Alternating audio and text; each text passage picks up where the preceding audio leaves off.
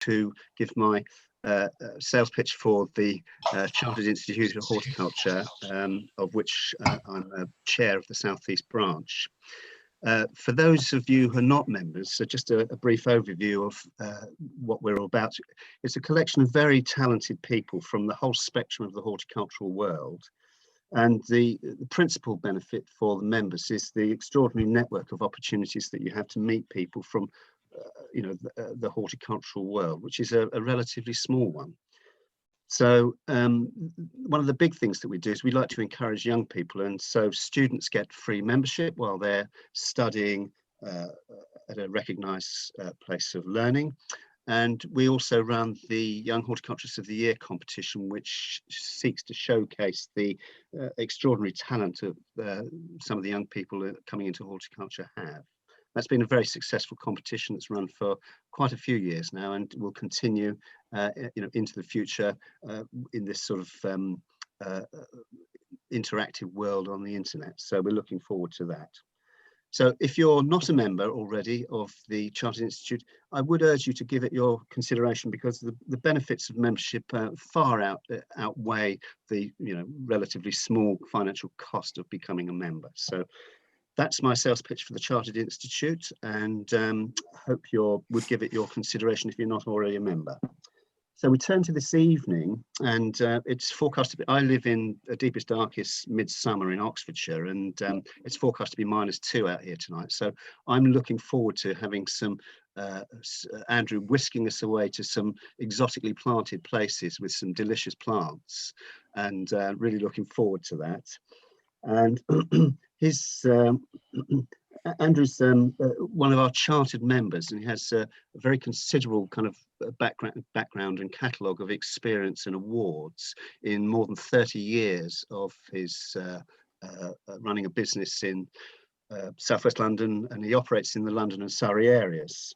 Andrew's worked all over the world. I believe he's worked in the Caribbean and on the continent as well, and in the States, I do believe. And his guiding principles for his business are skilled garden design and planting, sound horticultural knowledge, and specialist landscape partnership, which he has in his partnership business. As well as running that business, he teaches planting design for the London College of Garden Design, and he also, in his spare time, helps out with charity work with a number of charities, including Perennial, the Blind Veterans, I think it is, the RHS and Thrive, and Veterans Growth, which is I think a mental health charity for veterans. Andrew's won numerous awards for his work over the years, not least of which there are Chelsea medals or awards, and in various other places as well. So Andrew is incredibly well qualified to talk about this subject of exotic planting. The thing I personally liked about this was the fact that he challenges us and he invites us to think about our conceptions and think about the kind of planting that we ordinarily think about, and so he pushes the boundaries, and I like that. So without any, I think that's all I need to say about Andrew. What I will say is that there will be a Q&A session at the end. So if you'd like to save your questions up until we get to the end, or I think there's a dialogue box somewhere down at the bottom of the page where you can write questions as we go. But it'd be good if we can let Andrew say what he wants to say, and then we'll take questions at the end. So without further ado, Andrew, over to you. Thank you very much for that. I was blushing here. Let me, here we go. Thanks, Jason. You shouldn't laugh when I say that. Yeah, thank you very much. And yeah, you're right. I am a chartered horticulturist, and I'm very proud to be part of the Institute of Horticulture. I perhaps don't do as much as I should do, but hopefully I'll make up a little bit for it tonight. Yeah, so thank you for asking me to speak. The talk I've put together has come out of a conversation that I had with my colleague Sarah Wilson of Roots and All, and also a paper I delivered to the APLD at their conference earlier this year about using native and exotic plants together. And I think if climate change is the single most important factor that's going to drive our future design as landscape specialists, then the move towards heavily planted landscapes is the biggest movement of the past 20 years. Sarah is a great champion of wildlife and nature, and in the US, native planting systems are a really hot topic, especially that sort of either or approach on natives and exotics. Oh, let's go. Oh.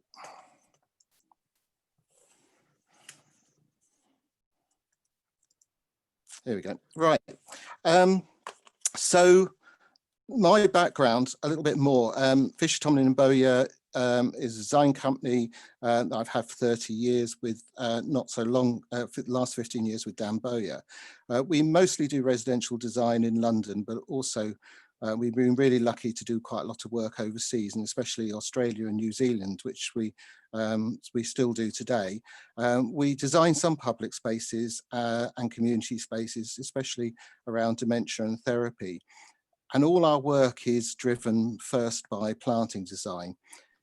I find it strange that you wouldn't do that, to be honest. Many designers lead with structure and layout and hard landscape. They even define their planting in terms of structure. And there are, in my opinion, way too many examples on social media of gardens that are primarily paved these days. I have a personal thing. I go around and have a look at front gardens to see how much of those are paved over these days as well. But in our design company, if we lead with anything, it's with plants. And my background in horticulture informs that greatly. And most of the photos that I've used today are our projects, unless I've noted otherwise. As John said, London College Garden Design, we're based at Kew Gardens. We founded it 13 years ago now, in response mainly to calls from landscape architects and my complaining that I had to judge virtually the same planting everywhere at Chelsea. I wrote the planting design diploma, which is 30 days over 5 months with some quite amazing plants people that we have. And we also have a college in Australia in Melbourne now. And just a little plug at the start, in 2 weeks' time, we're launching gardencourses.com, which is our new online training company, but it's aimed at garden enthusiasts, not really at the profession. It will offer courses that are especially aimed at using plants and at promoting wildlife and nature. I've been very keen that we don't tread on the toes of professional designers and horticulturists. So I sort of put it to you that you can do 20 courses with gardencourses.com and you still have 5% of the skills of professionals. So it's really for garden or garden enthusiasts. Now, this message is really important, that a talk like this doesn't give you a pass to ignore ecology. And I certainly don't. I'm going to show you some projects that use different plants. I'll even show you some less common plants for use in our gardens. But with climate change, such an overbearing challenge, everything we do as landscape specialists should acknowledge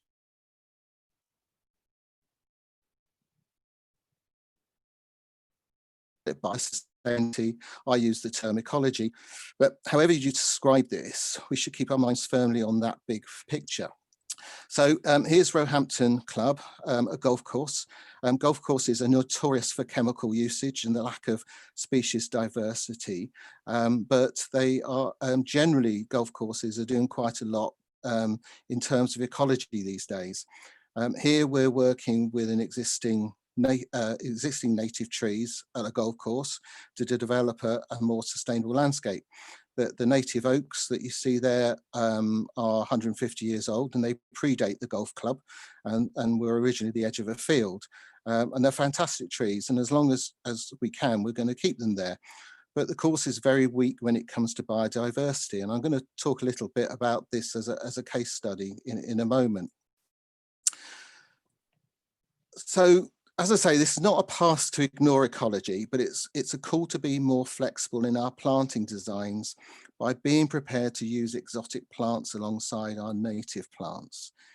This is my garden.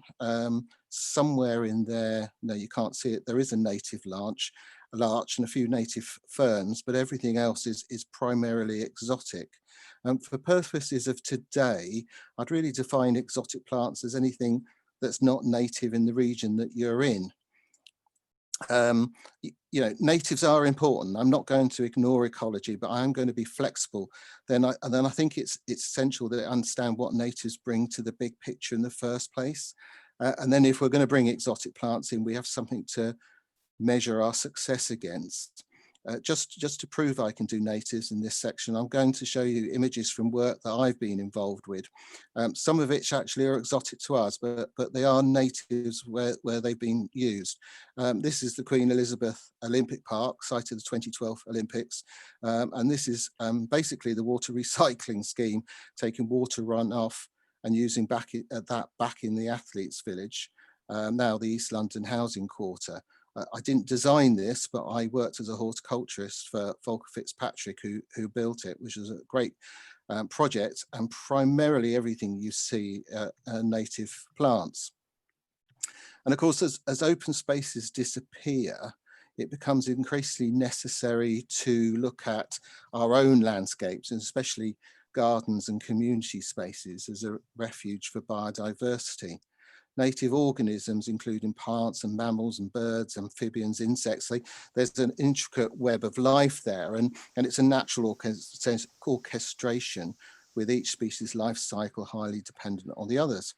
But unfortunately, loss of species has escalated and can affect ecosystems and impact biodiversity greatly. It also has direct human impact. You know, things like the loss of alders next to rivers has caused increased flooding, whilst planting extensive areas of those native trees and water attenuation in places like North Yorkshire moors has had a real positive effect on reducing flash flooding in places like Pickering. So, you know, native plants are really important to us. They'll help us use less fertilizers. Vast amounts of fertilizers are applied to lawns, and we have that excess of phosphorus and nitrogen running off into lakes and rivers. And of course, native plants can help you use less pesticides. They're also going to help us use less water. The modern lawn requires significant amounts of water to thrive. The deep root systems of many native plants are going to increase the soil's capacity to store water and also significantly reduce water runoff and consequently flooding, as I mentioned.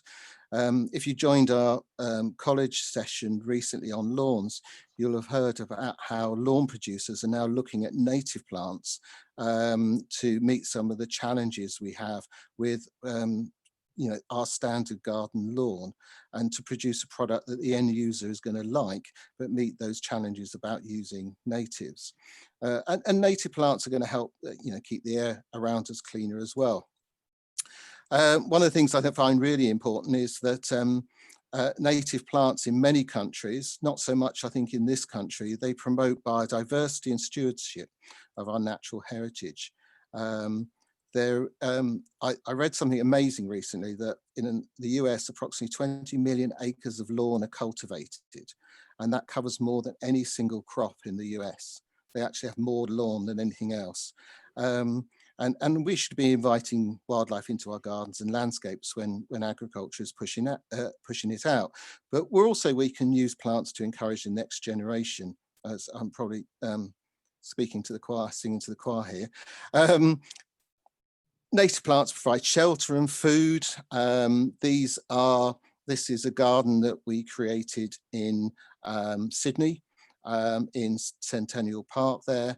And the challenge I was given as a non-native of Australia was to actually just use native plants, which I thought was amazing, because Australia has some of the most amazing native plants, and I think I'll go back to this garden a little bit later.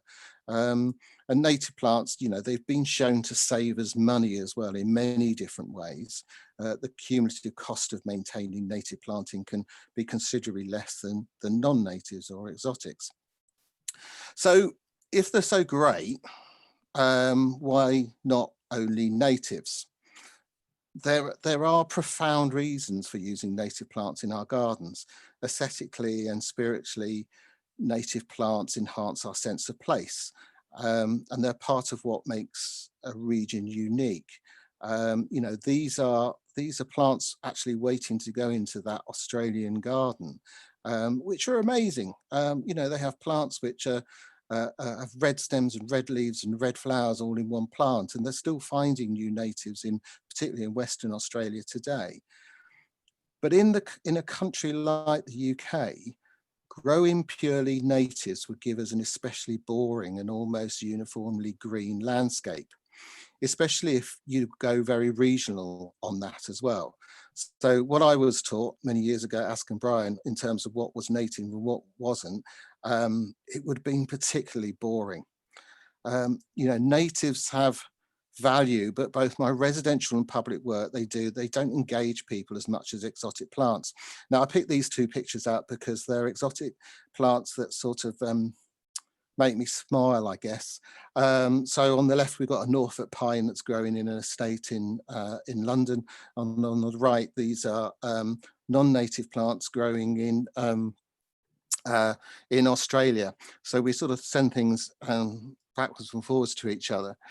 But you know, why if native plants are so good, why not? Why do we use exotics? Why should we use exotics? Well, here's the golf course again, where we're developing planting across the club over the next 5 years with very sound motives to increase wildlife, biodiversity, reduce the dependence on water, which is a big issue with golf clubs, support pollinators and keep aftercare to a manageable level.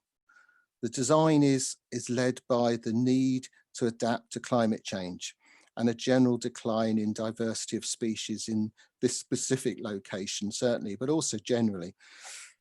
You know, obviously, we're like everyone, we're experiencing warmer summers, colder winters, more rainfall, greater deluges of rain. And my client wants to work with the climate rather than use more water to irrigate a planting scheme. And so this is a dry planting scheme that we designed and was planted last November. The picture on the left is from a drone taken in May, which was great to be on a golf course because nobody else was allowed on it. I was a supplier, so I was allowed to go around. The picture on the right is that planting in September, so just 10 months later. This is what they're used to at the golf club. So to sell our proposals to the members, we needed to pay substantial attention to aesthetics and especially curb appeal, which for members of the public, gardeners, but also non-gardeners, curb appeal to me means colour, longevity, and especially flowers. Human engagement often means colour and interest, something that we couldn't get from native plants. And if you listen to people like Nigel Dunnett and James Hitchmer, they talk about that as well. So here we sold our scheme on colour and budget, but underlying this, we had these ideas about engaging with climate change, but we couldn't lead with it. The membership here is older, and I'm not saying they're not interested, but they want colour and interest. The scheme we designed ticks lots of those boxes that natives do, but uses around 90% exotics to engage the membership. I'm quite proud of the fact that members have even nicknamed to this this planting in Roehampton the Rogusta area of the golf course. We decided to own that. And so, you know, with this, I didn't major on climate change or wildlife or biodiversity with the membership of the club, and especially with the golfers when we sold the narrative for the scheme. But the good thing is now I've been able to highlight that since it has established and been approved by members. And going forward, members now look at all new planting in a different, less water intensive way. They also better understand why we're introducing new species of trees Here we've got the tree you can just see with the staking on the right is an Antarctic beech, Nothofagus antarctica.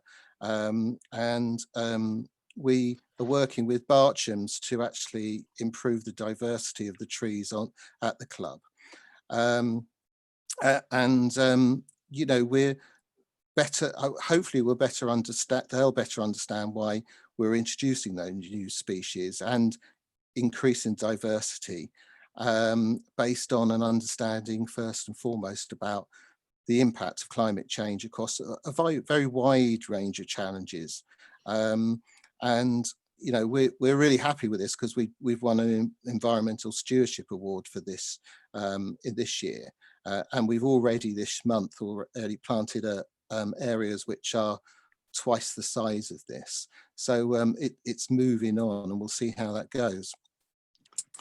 Anyway, you know, we've established that to engage people in our gardens and with plants, especially in private landscapes, we more often than not in the UK have to use exotics. Now, you may say, and you may work in a region where you can use natives almost exclusively, and I'd say, well, all power to your elbow, but I think also you might be missing a trick. For me, it's not either or.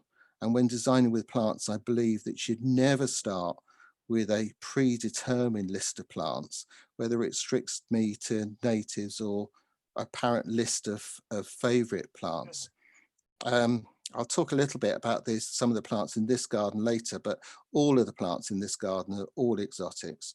So look, here's a quote from a respected Australian plant expert who said something very nice about me. And I'm not putting it up here to impress you, but to impress upon you that last sentence, that maybe this is the advantage of not being hamstrung by our strange cultural obsession that native plants only belong with more native plants.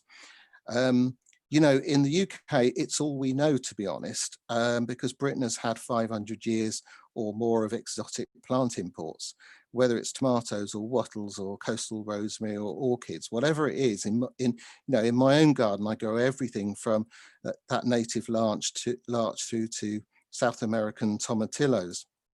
You know, since the time that traders left the British Isles and invaders came onto our shores, we've had exotics. The Roman Empire brought us plants like rosemary and woad. This garden we created on an island in France, in the middle of Amiens, which is where woad was grown for the Roman Empire.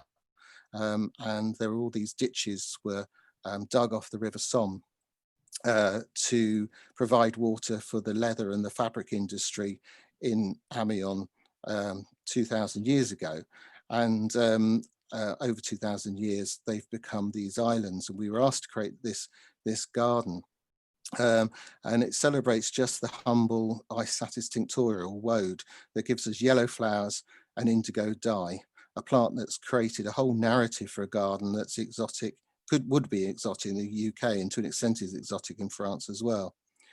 But you know, that big influx of plants that came through, particularly from the 17th to the 19th centuries, as European countries began to explore the world, has resulted in the sorts of gardens we're able to create these days. You know, in this garden we have natives for hedges and boundary trees, but there's also paperbark maple on the right, Acer griseum from China, which I think was introduced from cultivation by E.H. Wilson for the Veitch nurseries. And there's quince trees, which, you know, are from Western Asia, but are really important to our fruiting trees as a root stock, especially for apples and pears. So I think the real issue is not about whether we use natives or exotics. It's actually about how we approach modern planting design. And I was asked to talk about processes for planting design. You know, how do I approach planting design? I think we have this real issue that the impact of celebrity plants people and their garden books has led to an almost myopic approach with these fields of perennials, and if we're lucky, a few shrubs and a few fashionable trees like birch from a very limited list, Sure, it's nice, but it's boring. And nice is never a compliment I want about any of our planting design, certainly. It's led to a very singular approach to planting design across the past 20 years that spread around the Western world. This combination of Stipa and Verbena is the most overused combination plants in the UK in the 21st century. You only need to add a birch tree in there and you'd have the triumvirate of most used plants. I actually was teaching a group of students in the Ukraine online last week, and they all do this now. They follow everything that's done in the UK, and they were shocked when I wouldn't give them planting schemes that they could just use. So it's actually spreading around the world. And whilst my point is about aesthetics here, it's not about climate emergency. I know that this combination will actually get people quite engaged, but it actually ticks very few boxes that native plants do so well in terms of what we need for climate change. And as I said, in my opinion, I'm just a little bit bored with it. So just to follow a theme, this is the best thing anyone said to me in the last couple of months. What you've conjured up is indescribably wonderful and so unique and creative, I cannot thank you enough. So that's one of our customers. But I'm not blowing my own trumpet. Well, I am a bit, but only to make a point, which is I said to her, as somebody who's never been a gardener, what do you mean by that? And she said, it's not what everyone else has. And I thought this is really, really interesting because I've been asked to do this talk. She's not a gardener. She actually identified a 2-meter tall camellia as that fantastic rose tree that you've planted. And she knew enough, though, about what everyone else had. And she described to me what she called those expanses of meadows, I think they call it, and pots with green balls in them. And I took her down the road and she pointed them all out to me, and all down the road, this is in Wimbledon Village, that's what people had. They're okay. It's what a lot of people want, but they've got really, really boring. So, what should we do? Knowledge is power. Designers use their plant knowledge as a reason to design exclusively from plant palettes that they know. And often those are very limited plant limits. I think the only thing that sort of winds me up more than Instagram pictures of all these paved gardens is actually Instagram pictures of gardens which are purely made from box balls. By the way, in Wimbledon, with all these box balls being planted, we've got really, really bad blight. They last about 18 months and then they die. I think I was told not to hold back. So, I'm going to say now, Chelsea Flower Show is the worst culprit. Big names using the same plants year in, year out. Chelsea is not how most people garden, but it's influential enough on the garden design and landscape architect professions to transfer very poorly into big public landscapes. I used to chair judging for the RHS up until 2015, and I often found that many very well-known designers got their planting design, they got to their planting design and forgot about the narrative for their garden and just did what they thought would woo the judges. And I never understood why you would do that. And it wasn't until I asked a designer why they had done a particular thing with their planting, which just did not match the story for their garden. And they said, well, Andy Sturgeon did it last year and he got a gold medal. And that's really is no reason to put planting into a garden because somebody else did it and did well out of it. And what I'm here tonight really is to beg you is to not to do that and try another approach. The ideas of survey analysis and design are going to be familiar to you, but what I see is that in modern planting design, any deep and meaningful exploration often goes out of the window because we've got that shortcut called our favorite plant list, which is backed up by the internet. And unfortunately, many nurseries have to grow to that favourite plant list that people have if they're going to be able to carry on trading. We especially need to think for ourselves and not try to be fashionable or go to that place of comfort, you know, our favourite plant list. You know, these lists that you see in all these magazines are fine for garden magazines and for authors to shift some books, but they shouldn't be the go-to place for professionals. They're fine for garden enthusiasts, but we shouldn't be using them.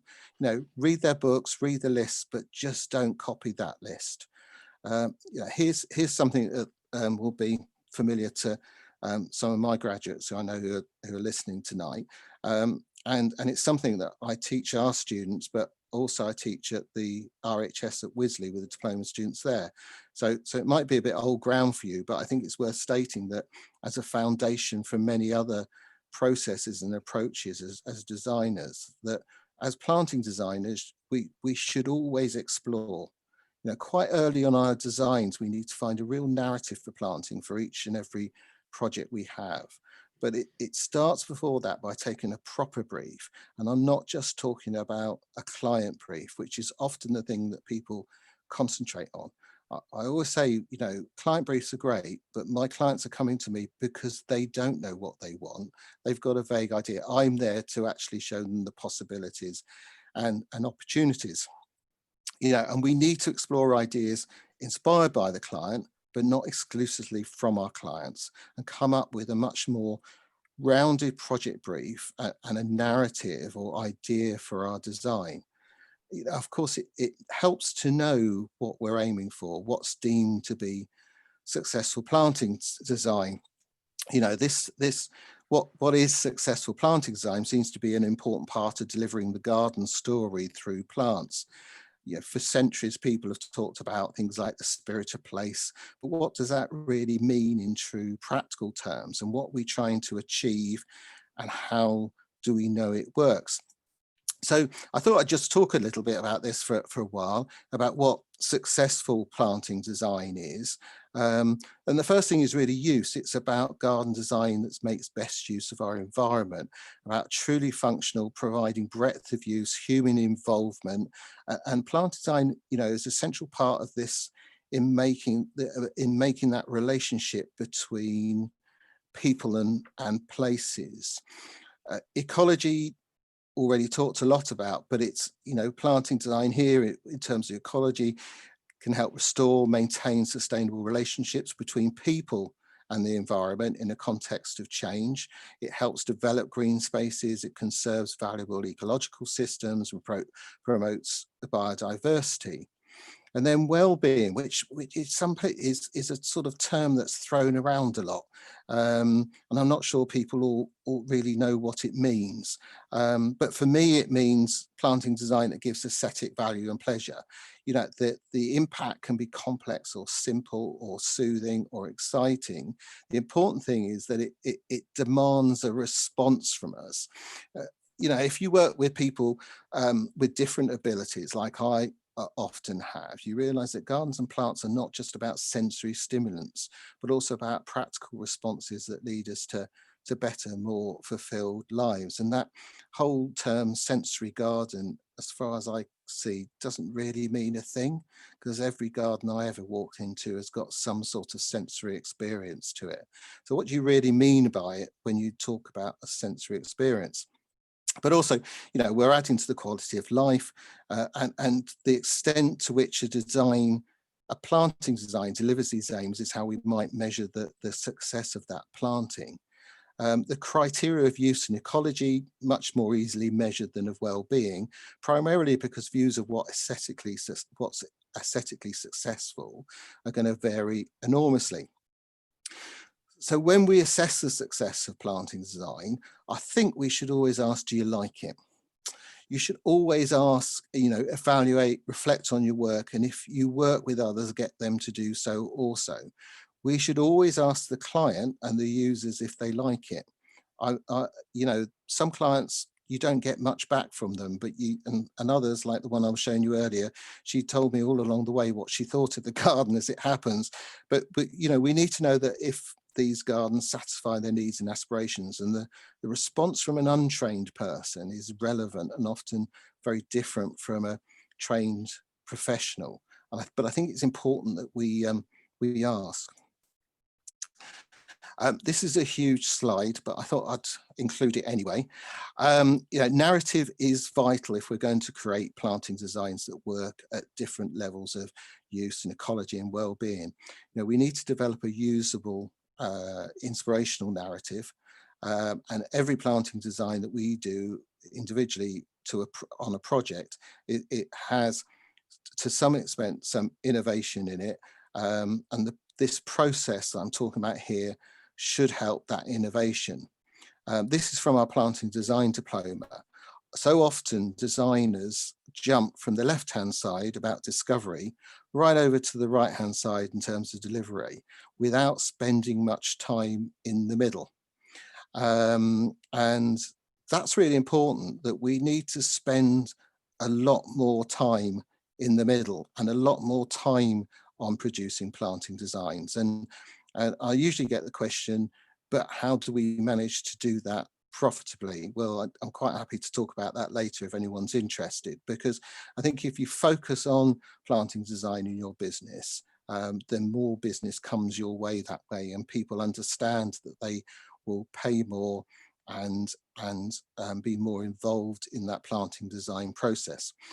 Anyway, I'll leave that for just that time, because it's a, yeah, we can go on about that for ages.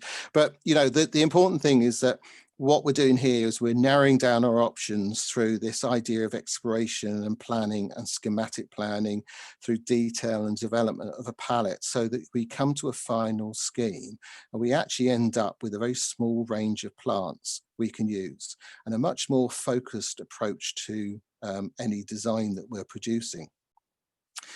This is a really important message, I think, which is that we need to slow down. Slow planting design is what I'm advocating. Within that very narrowed down range may be many plants that we'd love and are on our list of favourites, and that's fine. But by slowing down and exploring and creating time for planting design processes, we'll start to expand the plant knowledge we have through the discovery of new plants. And interestingly, some of those will be natives, but I suspect many will be exotics. And if we make time to do this, it's quite vital. We can explain how we approach planting design to our clients, and we can justify the fees we charge, and also how we can lead with planting design in a sales process as well. That the approach is methodical, but it's flexible enough that different emphasis can be put upon each stage of the process according to each individual project, and especially relating planting design to each individual narrative. So, in this case, this is a planting design where color contrast, not color, but color contrast was preeminent in creating a scheme for veterans with vision impairment. We've done a lot of work with blind veterans and some other groups over the last 10 years. And we've discovered that, as you will read quite widely, that somebody who's losing their vision, where last colours to go will tend to be those sort of brighter oranges and reds and yellows. But actually we find that in gardens, the contrast is really, really important. And that's what we do for veterans with vision impairment. And we've done some 5 schemes, large schemes for veterans now. Now, the interesting about this garden, this was actually the garden we did at Hampton Court for Blind Veterans UK, was that the users, the members of the charity who were the veterans, average age about 87, they loved this because they could see it with whatever vision they had. Visitors to the show loved it because this is how they garden. Landscape architects loved this. They came up to us and talked about the planting and loved it because they understand the impact of colour in public places. And garden designers didn't like it at all. I had probably over the course of a week about 20 garden designers tell me how much they didn't like my planting, which, apart from the fact that my mother told me if you can't say anything nice, you shouldn't say anything at all. You know, the thing about this was I was just really quite shocked that they didn't like it. And so I started asking them, and they said it wasn't fashionable. That was basically what it came down, not fashionable. And one designer told me that they thought I would have used more pastel colors. So, you know, these are all exotics that you see here. I don't think there's really any natives in there, even though that it feels very natural, I think. The important thing about this is that the calm, considered approach allowed us to embrace exotics and unusual plants in the planting design with the knowledge that they'll fit our brief and the narrative for the garden. And we know that plants have been well researched, that they'll work and will avoid costly mistakes. My students say such an approach has given them the confidence to take on much larger projects, which previously they felt unprepared for. But they do now start with an open mind and design rain gardens and pictorial meadows and native wildflower refuges and shrubberies and ferneries and tree collections, where previously they'll have just designed perennial borders and formal lawns.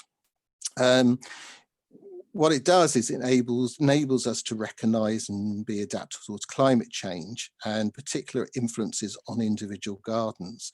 And you know, this is about changing our use of plants as we move forward, because with each project, we start with exactly what we have in front of us and use a process that engages our clients and us with plants. You know, in this case, in this garden in Australia, this is purely a native plant approach that succeeds not only fulfilling a narrative, but making the client very happy. And I was delighted when somebody said to me, this is amazing because as a British person, you've actually created a bush garden. And to be honest, you know, people love this garden and the plants were fab in it and things, but it's not difficult when you're working with Australian natives. And I learnt of many plants that I was using there that I had never realised originated, you know, in Australia, plants that we were using in gardens, in gardens we were doing in Europe. So, you know, whether it's native like that or it's almost entirely an exotic cultivated planting design, like this residential project by the Thames, it works for the project and it works for the customer. And that's really, really important that we fulfill that narrative. And you notice I talk about narrative and planting design quite a lot, I realise, and I think this is probably the real underlying issue that stunted a lot of creativity in planting design over the last 20 years. People talk about plant combinations ad infinitum, but that's just about making a few plant species look good together within a horticultural context. If we create a better story for our planting design in the first place, it doesn't matter whether we use natives or exotics. Natives are awesome, but exotics chosen wisely can achieve much that natives are credited with and more for our customers. It's not either or about, you know, it's about what's right for the project narrative. So what I thought it would be useful is to look at some of the things that might influence me when creating a narrative. And sometimes it's the plants themselves. This is the garden that I showed earlier. And in this garden, the plants were the underlying story was about a young gardener collecting plants that related to their travels. It's a bit like my garden, but I'm not young anymore, unfortunately. Here are 3 Southern Hemisphere plants that add incredible structure to a garden in the Northern Hemisphere. In Europe, we're completely hung up on grasses, often narrowed down to a handful that are a size and structure that fit into most planting designs.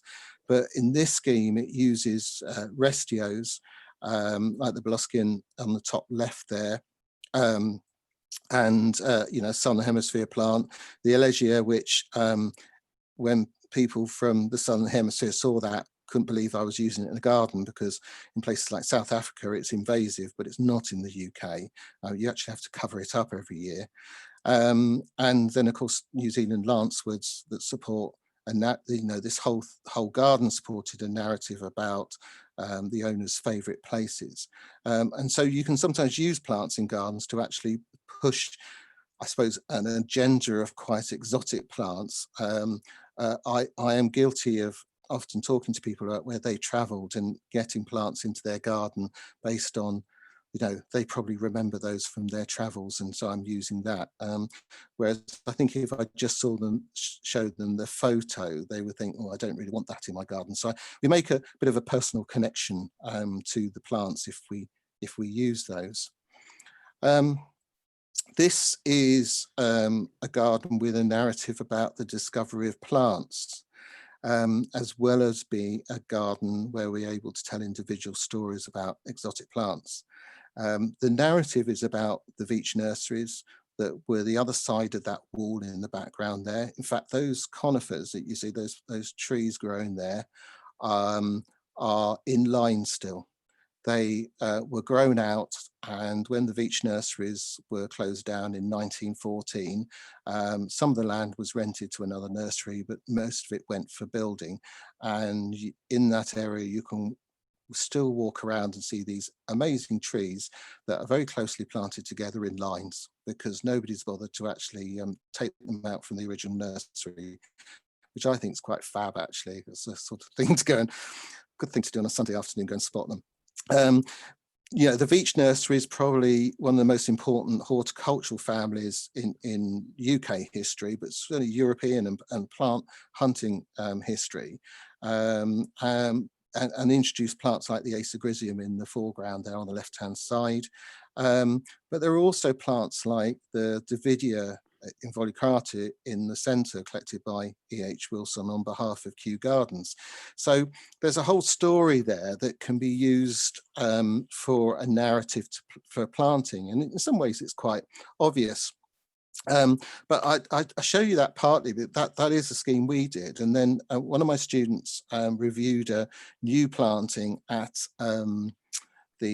what used to be the BBC, the television centre, that was planted I think about 2 years ago, and showed me this, that the whole idea for that garden was very, very similar. It was all about the plant hunters and the introduction of exotic plants to the UK and Europe over many years. And that was the narrative for that planting scheme. And all she could find were steeper birch trees and box balls. So the whole scheme was sold on that basis, but they didn't follow through and actually use interesting plants, exotic plants. They use what people were really finding just acceptable. So we really have to be careful about using stories like, you know, this about the plant hunters. It's not always about specific individual plants, and the narrative for a garden design can and should push the narrative for the planting. It can be very conceptual, and this garden was designed for the centenary of the RAF and celebrated the places where the RAF had served, including locations with Mediterranean climates. And the cloud-light planting was going to help a story about flying and distant places and looking down through gaps between the clouds to the sea. Unfortunately, it's a garden that never got built. It's one of those that got away. And there's probably also a story here. This is quite a famous giant redwood on the right-hand side at New Crossgate Railway Station in South London. There's a petition to save it at the moment. And the one on the left is a very famous giant redwood on Vancouver Island. But I love that there's just something there. There's a story in that redwood on the right-hand side that I'd love to know about. Many of my planting narratives are influenced by materiality. The main picture here, it just screams landscape to me, but it's a detail from a wool coat by a Korean designer. I used a pile of blankets to create a colour scheme for that blind veterans garden. And when I showed the client, they immediately got the idea and gave me the go-ahead. So these sorts of things can be really useful in selling a bit more exotic planting. This is the piece of work that influenced and inspired the whole of the narrative of that Australian garden in Sydney that I showed you earlier. The planting design narrative followed the garden narrative, which was when you scratch the surface of Australia, you find treasure. And that narrative naturally pushed me towards native plants. And that was the big story. But we had lots of small stories that run through the planting design. That idea of gold, we actually, on the bottom left, you can see there's a rock there, where we put gold leaf on the places where the machinery in the quarry had scratched the rocks. And we didn't tell anyone about it. We just let people discover that. The small picture to the right of that is the national flower of Australia, which is the golden wattle, which was introduced by the second Prime Minister of Australia, who I just happened to share my name with. But you know, you can use simple things like ceramics like this to push a whole narrative for a garden, but also push planting design as well. This is something we created 2 years ago now. I'm quite in awe of people who can make things like this for me, and I'm very, very much inspired by history in what we do. David, who's here tonight, will recognise this garden. This is our garden to commemorate the end of the First World War and the Welsh soldiers who died in the Battle of the Somme at the Thiepval Memorial in France. You know, the narrative for this garden was through a woodland gently, because the ground here is mostly made up of 100 years of leaf litter and compost and human remains, and there are still bomb craters in this garden, and we respected that simplicity of the story and the setting, and nothing went into the ground. And the planting that we carried out was purely one species of plants, and that was Welsh primroses, which were actually sown as seed. And so we can go with a planting narrative which can go down to a single species, which, you know, obviously is exotic in France, being Welsh primroses. Anyway, I am really inspired by the resilience of trees. That gives me great optimism for the future. On the right is a garden that we've been working in recently, and this is part of the orchard. And I really love orchards, and I went into this garden. It was a strange 1930s villa, and the client took about 15 minutes. They was dealing with something else and came out to me, and I said, you know, I hope we can keep all these orchard trees. They're quite amazing. And they said, yeah, that's fine, because it used to be Charles Darwin's orchard. And you just think, wow, that's amazing. And of course, my mind went off, and I still don't think we've decided quite what we're going to do as a narrative for the planting there when you've got Charles Darwin's own orchard sitting in front of you. Another place which is really inspirational, and you know, if you ever get to Tokyo, you know, search this place out. It's not well advertised, even though you can see on the right hand side it's a huge garden, and it's the Institute of Science and Nature in Tokyo, and the plants are both native and exotic. What happened after the Second World War is not long after the Institute decided that they were going to leave this piece of land and see what happened.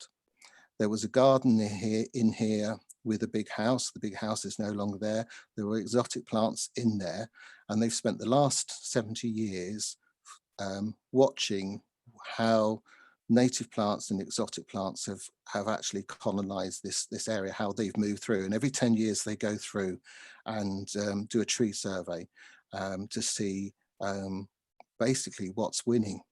It is an amazing place. They only allow 300 people in at any one time. You actually have to pick a ribbon when you go in, and you have to put it back in when you go, and you can see, I mean, in the middle of Tokyo, this is quite an amazing place to go. So I'd urge you to go there, and I love that story. So whilst there's something like that, I also love these sort of landscapes as well. This is also in Japan, not far from Tokyo, the Hakone Museum of Art.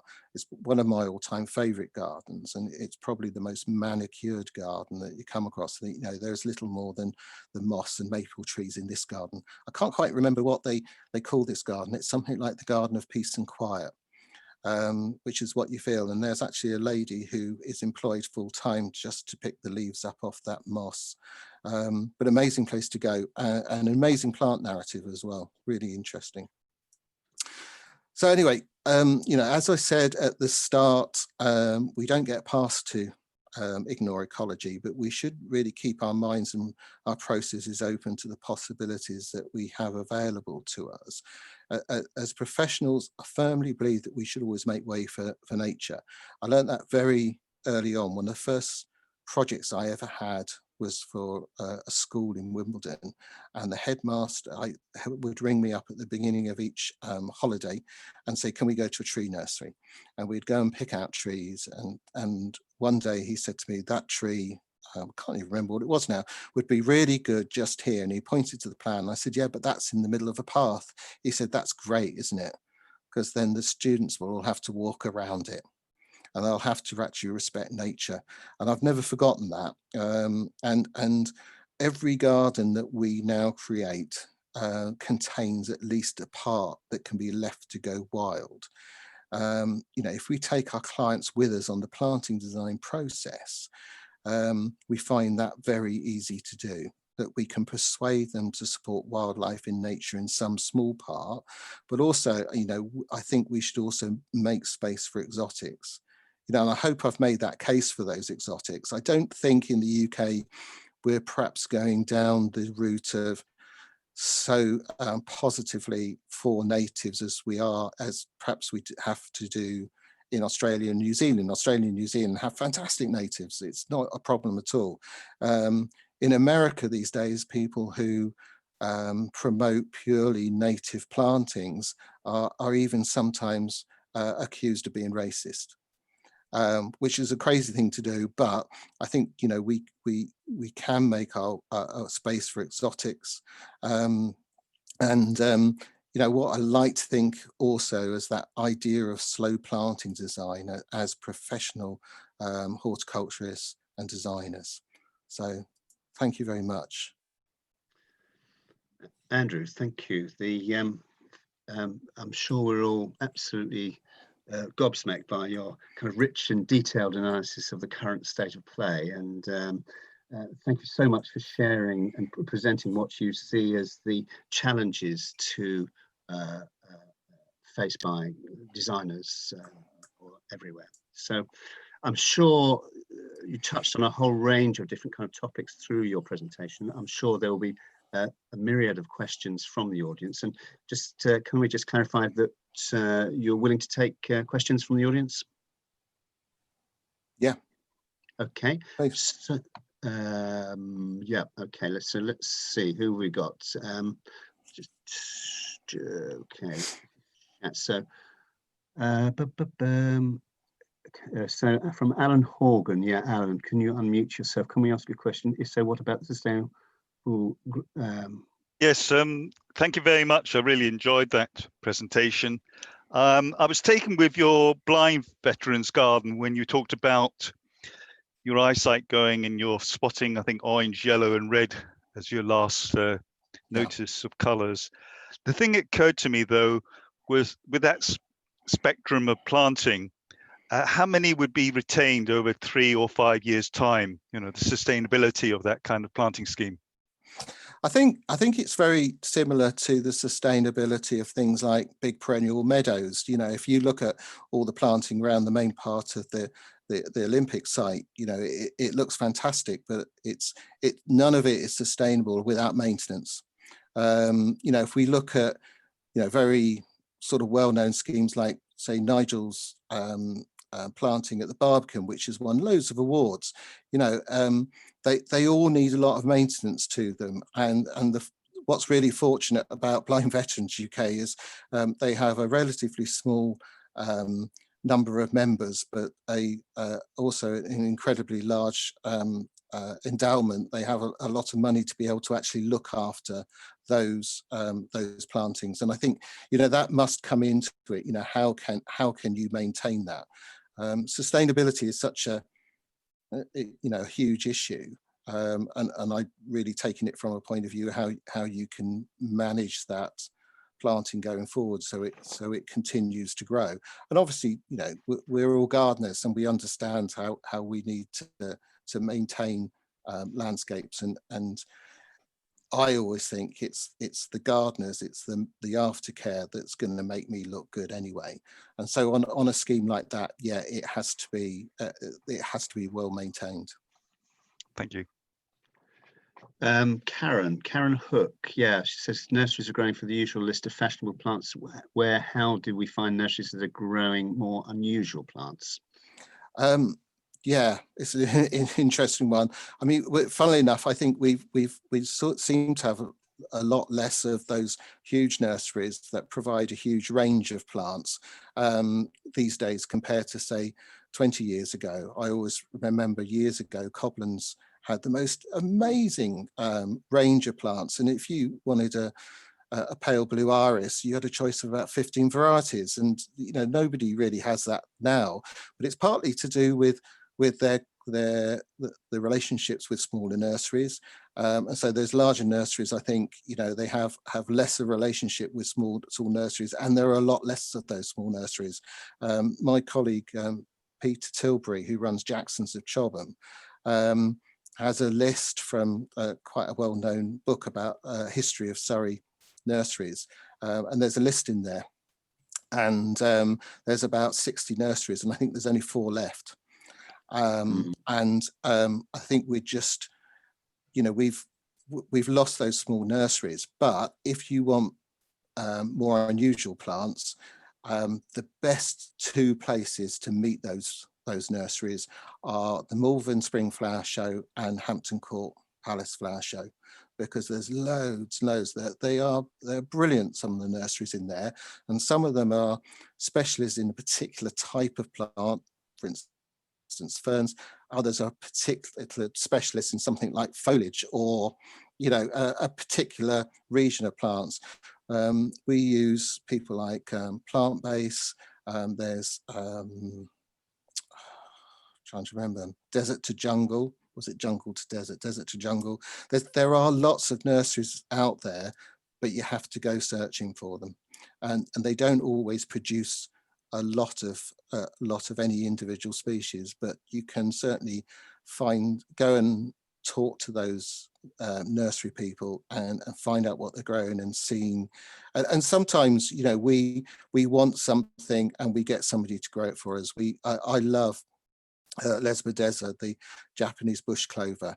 There's not many people who will grow it, but it's actually relatively easy. I used to take cuttings and put it in people's gardens, but of course we're not allowed to do that with plant passporting nowadays. So I persuade nurseries to use that. And quite recently, Peter Tilbury had Mullenbeckia estonii, which is a fabulous plant.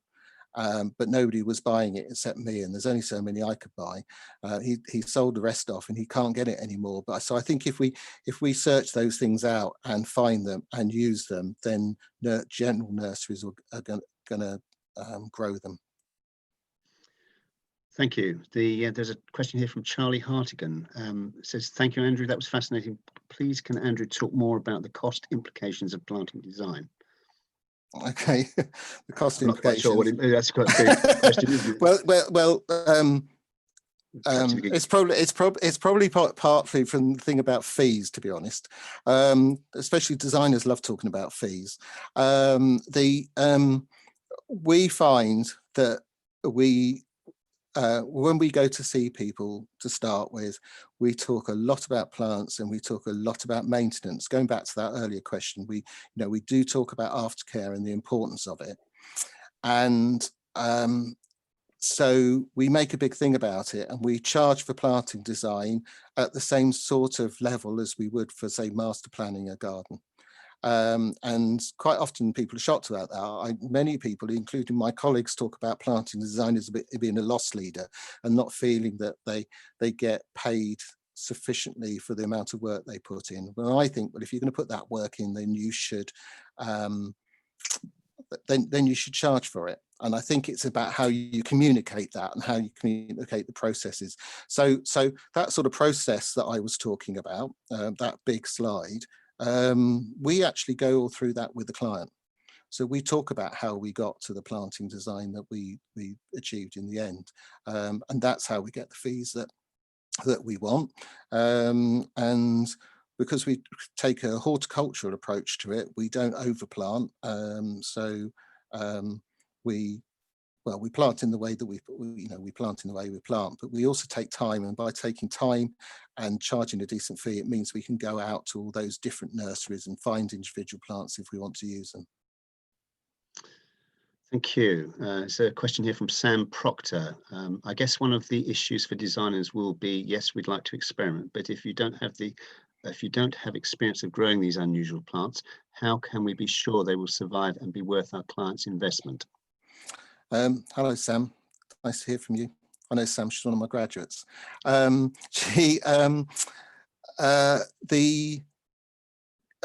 think the way you do that and get that experience is actually by talking to these nursery people. You know, they have amazing experience, and they are part of the success of what we design, like the maintenance gardeners are part of that success as well. And I think you just need to see what they're growing. I don't think I've ever really had a bad experience. They've taught me a lot, and they'll always tell me if something's not going to thrive in a particular place. I am really lucky. The garden you saw, my garden, I'm in southwest London. It's nice and sheltered, so I can grow quite a few exotics and things anyway. But you need to know where you're planting, and talk to nurseries, and that's how you find out. And then eventually you can experiment in your own gardens. I always think we're really lucky because we can plant things in our own gardens, experiment with them, and then when we're fed up with them, we can sell them to a client. It's brilliant. Thank you. This one from Tara Dalton. Hi, Andrew. Do you see having a better narrative, mostly a tool to sell an idea of planting design beyond just saying right plant, right place, etc.? It sometimes seems like a lot of nonsense made up. Do clients not just see it like that? No, it's not nonsense, I can assure you. It's not about selling an idea. It's about directing an idea and directing a focused planting design. It's about narrowing down our options, so we end up choosing the right plants. So it's not about right plant, right place. It's which is more horticultural. This is more about the design and the story of it, and it's about creating much more, I think, engaging planting designs. Something that we can relate to, as that our client can relate to in some way. And so by spending time with our client, they engage with it, and I'm certain then that they're more likely to look after it and give us, over the years, that scheme will work well. Thank you, Andrew. I think that's all. I think I've covered all the questions from everybody in the chat. I'm pretty sure that's. Don't think there are any more. I think there's. I have to say, I quite like Millie's comment that she works for a nursery that sells exotic plants, but she keeps getting asked for the herb section. Well, that's just about people. They've gone in wanting something, and I guess the opportunity is to sell something unusual to them and to sell some unusual herbs. Yeah. Wow. That's it. I'm sure that happens in a lot of places. So I think that's pretty much all of the questions. So Andrew, on behalf of the Chartered Institute, thank you so much. That was absolutely fascinating, and it's given everybody a lot of food for thought, no doubt. And we're really grateful to you for having given the time to do this for us. Thanks, you, Andrew. Thank you. So just looking ahead to, reminded by Jason that there's the final webinar in the series is next Wednesday, the 25th, and it's Sue Stewart-Smith giving a presentation on gardening for the mind. And looking further ahead to that, on Wednesday, the 9th of December, there's the Chartered Institute running their big horticultural pub quiz. So it'll be a very informal thing with, bottles of wine as prizes and so on and so forth. And apparently I've been charged with the responsibility of running that. So that's going to be fairly chaotic, I should imagine. So, but anyway, so there's two more things in our diary before Christmas. And did I just say that word? Oops. So thank you everybody for attending this evening. I hope you've enjoyed it, and I was going to say safe journey home, but you're all at home, aren't you? So thank you. Bye for now.